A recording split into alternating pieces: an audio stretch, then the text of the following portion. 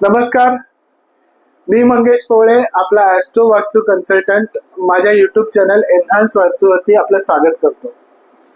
मित्रांनो, आपण मागील भागामध्ये तिथींचे तत्वानुसार प्रकार समजून घेतले, अर्थात नंदा तिथी, भद्रा तिथी, जया तिथी, रिक्ता तिथी आणि पूर्णा तिथी याबद्दल थोडक्यात माहिती घेतली।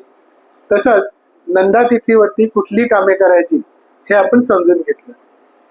आज आपण अत्यंत कल्याणकारी आणि शुभता देणाऱ्या अशा भद्रा तिथीबद्दल समजून घेऊया। भद्रा तिथी अर्थात शुक्ल पक्ष किंवा कृष्ण पक्षातली द्वितीया, सप्तमी आणि द्वादशी या 6 तिथींना भद्रा तिथी म्हणून संबोधलं जातं। या तिथींना कल्याणकारी तसंच शुभता देणारी तसंच वाढ आणि संरक्षण देणाऱ्या तिथी असं समजलं जातं।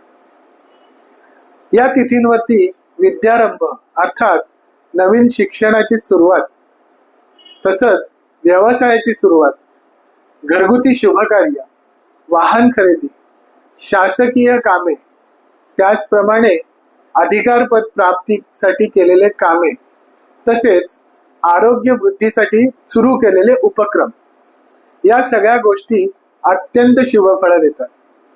या नंदा तिथींमध्ये जी द्वितीया तिथी आहे त्यामधली शुक्ल पक्षातली जी द्वितीया आहे ती आत्यंतिक शुभ मानली जाते। कारण या तिथीवरती तुम्ही पाहाल तर तुमचं जे घरात पंचांग आहे किंवा कॅलेंडर आहे त्याच्यावरती जिकडे जिकडे शुक्ल पक्षातली द्वितीया तिथी आलेली आहे त्या तिथीवरती चंद्र दर्शन असं लिहिलं जातं।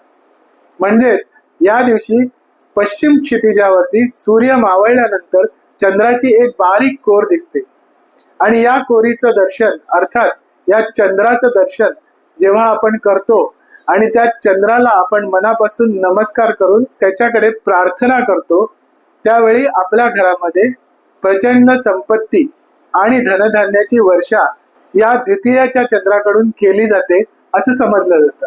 म्हणजेच या ज्या भद्रा तिथी आहेत त्या अत्यंत कल्याणकारी आणि शुभता देणाऱ्या अशा आहेत। आपण पुढच्या भागामध्ये जया तिथींबद्दल थोडक्यात माहिती समजून घेऊया। तोपर्यंत माझा व्हिडिओ तुम्हाला कसा वाटला ते नक्की कळवा। माझ्या चॅनलला लाईक करा, सबस्क्राईब करा आणि शेअर करा। तोपर्यंत नमस्कार।